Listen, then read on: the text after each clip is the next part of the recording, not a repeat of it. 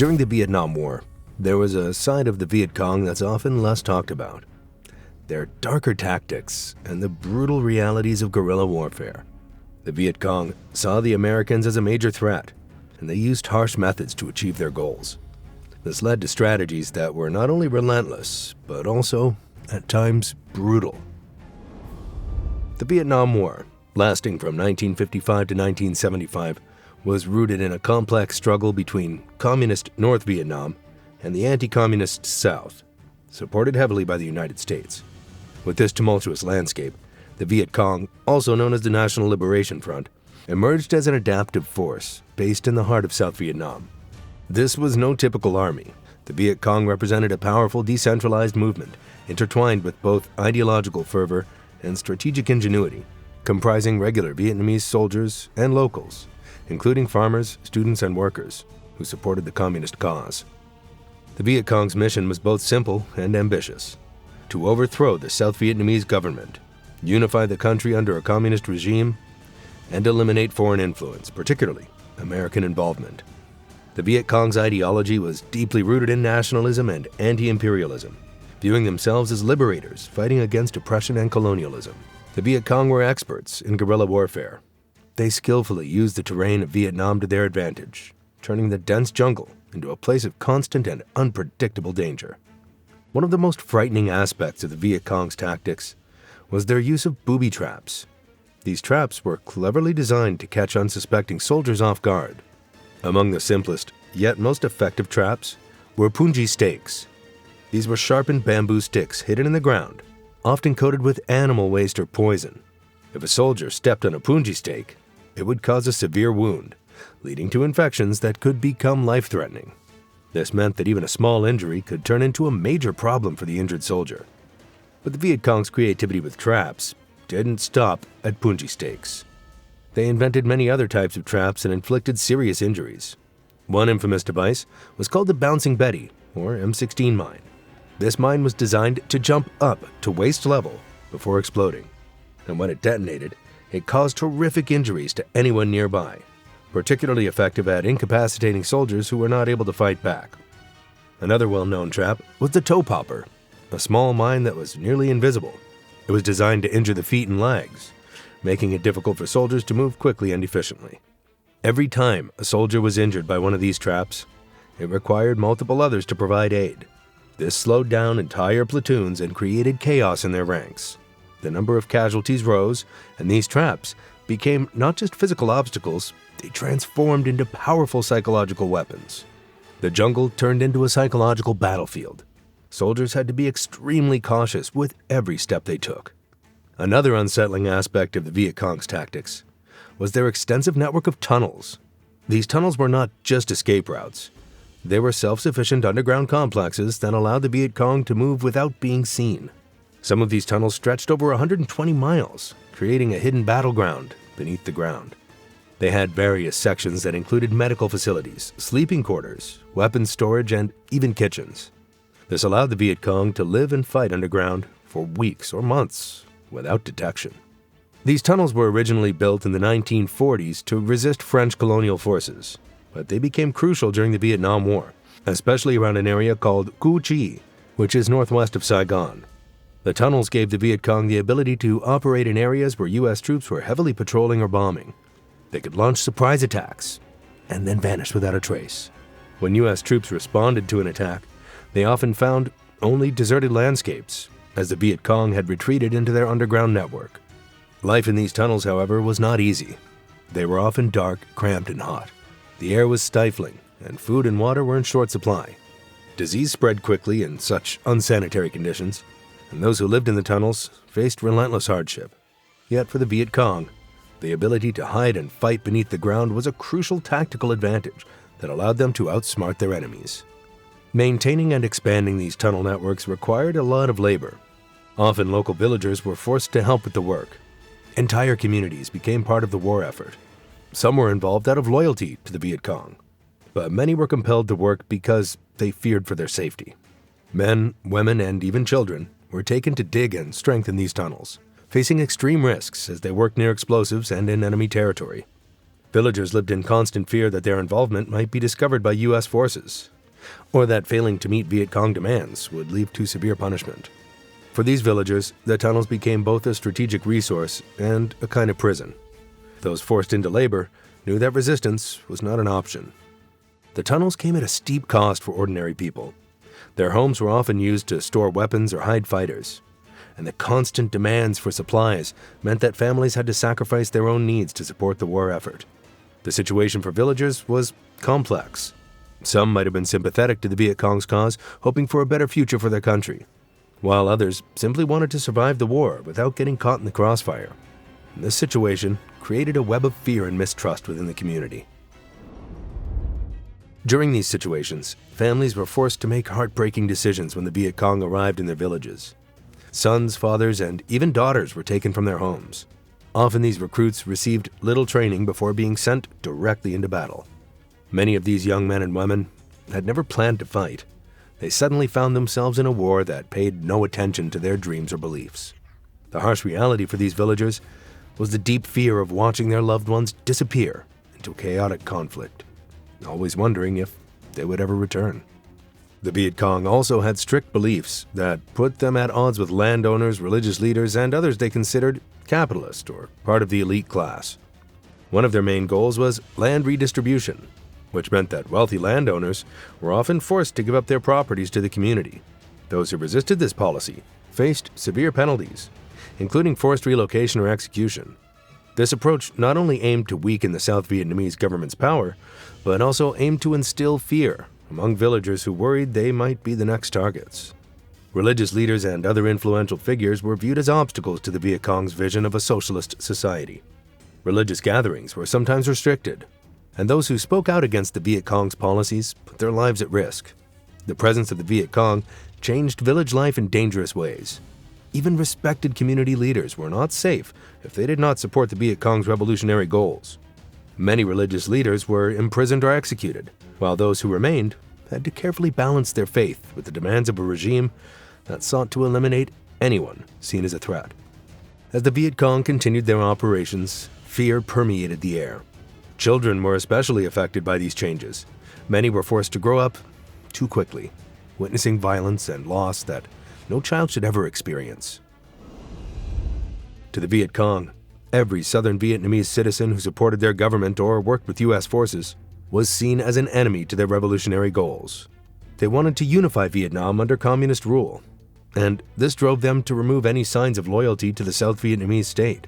Their relentless efforts became known as the Terror Campaign, a dark and chilling part of the Vietnam War, meant to instill fear and ensure obedience in the areas they controlled.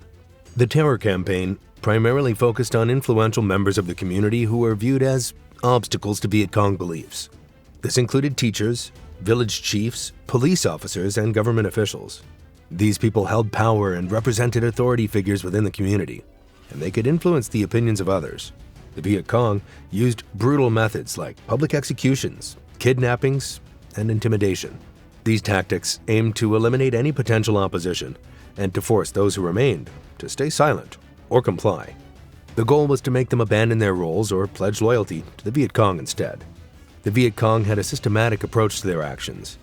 They often held public trials where suspected collaborators were accused of being traitors, with the outcomes decided before the trial even started. These events served not only to punish the accused, but also to show everyone the consequences of going against the Vietcong. In villages suspected of hiding South Vietnamese soldiers, American supporters, or pro-government officials, the consequences could be severe. Entire families could be labeled as traitors, facing harsh punishments that served as warnings to others. The Vietcong sometimes gathered entire communities to witness public punishments. Those accused of collaborating faced brutal treatment, including public shaming, beatings, or even execution. These public displays of violence were carefully calculated to send a chilling message.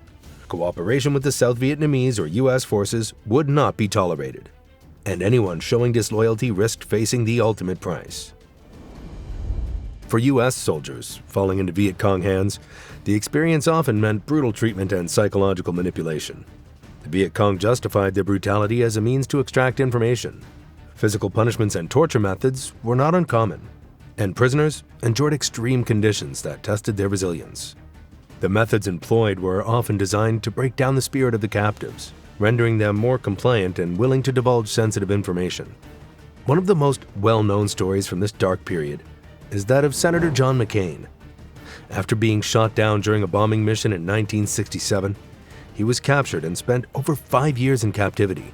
His time as a POW was filled with serious physical and mental challenges that left lasting scars. While in captivity, McCain faced terrible treatment. He was tortured, beaten, and mentally tormented. He often found himself in solitary confinement, cut off from other prisoners. Having limited food and medical care really took a toll on his health. Despite everything, McCain showed incredible strength and refused to fully give in to his captors. After he was released in 1973, McCain spoke out about the brutality he experienced. The Vietcong also used public displays of POWs as a way to spread propaganda. One of the most notorious examples was the Hanoi March, where captured American soldiers were marched through the streets of Hanoi for everyone to see. These parades were meant to show off the Vietcong's victory and send a strong message back to the U.S. military and the American public. The goal of these displays was clear. They wanted to demoralize U.S. forces and gain support for their cause. Seeing American soldiers paraded like this conveyed that U.S. troops were weak and vulnerable, undermining the idea of American strength. One of the most infamous POW camps was Ho Lo Prison, often called the Hanoi Hilton. This place became known for its terrible conditions. Daily life for prisoners was filled with deprivation and psychological torture. Prisoners went through a harsh daily routine. They had very little food and were always afraid of punishment for even the smallest mistakes. The lack of proper medical care made things even worse, and many prisoners became sick with no hope of getting help. The mental impact of being a POW was serious and lasting. Many struggled with severe mental health issues like anxiety, depression, and PTSD long after they were released. A major turning point in the Vietnam War happened when the Paris Peace Accords were signed on January 27, 1973. This agreement was put together by U.S. Secretary of State Henry Kissinger and representatives from North Vietnam. It marked the official withdrawal of U.S. combat troops from Vietnam. The main goal of the accords was to create a ceasefire and lay out a plan for peacefully resolving the conflict. However, even though the U.S. was trying to step back from the war, it became clear that fighting between North and South Vietnam would still go on. The agreement was quite shaky, and both sides often twisted the terms to benefit themselves. After the U.S. troops left, the South Vietnamese military, called the Army of the Republic of Vietnam, was left to protect the country from the Vietcong and North Vietnamese forces. The U.S. had hoped that the ARVN could stand strong with ongoing financial and military help, but this support was cut back significantly. While some American military advisors remained, they were no longer able to directly engage in combat. As the ARVN took on more responsibilities, they found it increasingly difficult to keep control over the South as the Vietcong stepped up their guerrilla activities. The transition for the ARVN was really tough. They struggled to adapt to the reduced support from the U.S., and their morale sank as reports of Vietcong and North Vietnamese successes became more common. The South Vietnamese government, led by Nguyen Van Thieu, felt more and more isolated.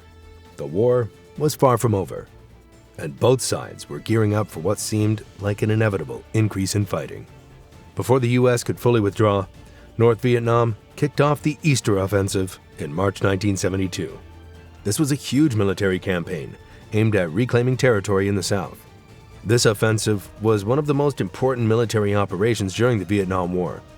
Unlike the guerrilla tactics usually used by the Vietcong, the North Vietnamese Army employed more conventional warfare strategies.